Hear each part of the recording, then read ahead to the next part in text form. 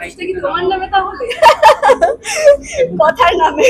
এবার অ্যাওয়ার্ড শোতে এসে তো সত্যি ভীষণ ভালো লাগে। পুরস্কার মানেই অনেকটা ভালোবাসা দর্শকদের, এবং আমার মনে হয় কাজের একটা স্বীকৃতি বলা যেতে পারে যে এই যে পরিশ্রম করি আমরা, এবং সেটার যে রিটার্ন গিফট হিসেবে এটাই অ্যাওয়ার্ডটাই হচ্ছে আমাদের কাছে সেই উপহারটা। সুস্মিতা, তুমি পর পর অ্যাওয়ার্ড পাচ্ছ, মানে 2025টা কি তোমার নামে তাহলে?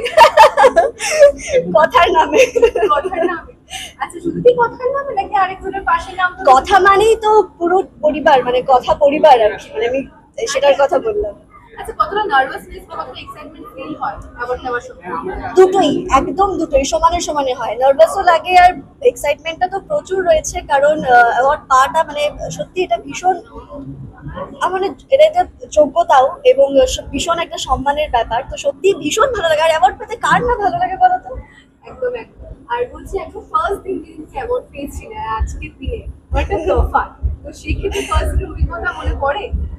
একদমই মনে পড়ে, এবং তখন নার্ভাসনেসটা অনেক বেশি থাকতো, এক্সাইটমেন্টটা একটু চেপে যেত, সেখানে এখন উল্টো হয়ে গেছে। আচ্ছা, কতদিন পেয়েছো কি আসছে? না, আজকে আমরা করছি, আজকে আমরা আশা করছি। আমার তো মনে হয় তোমরা বেশি মিস করছো। আমরা বেশি আশা করছিলাম তোমাকে আজকে সাপোর্ট করার জন্য।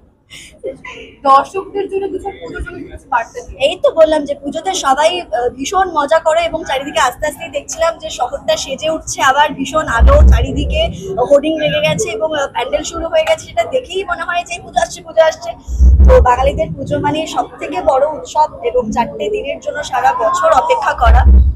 তো সবাই ভীষণ আনন্দ করো, মজা করো, আড্ডা দিও, খাওয়া দাওয়া করো। প্যান্ডেল হপিং তো প্রচুর রয়েছে, এবং আমার তরফ থেকে অনেকটা ভালোবাসা। সবাই খুব ভালো করে শপিং ওই আর কি চলছে।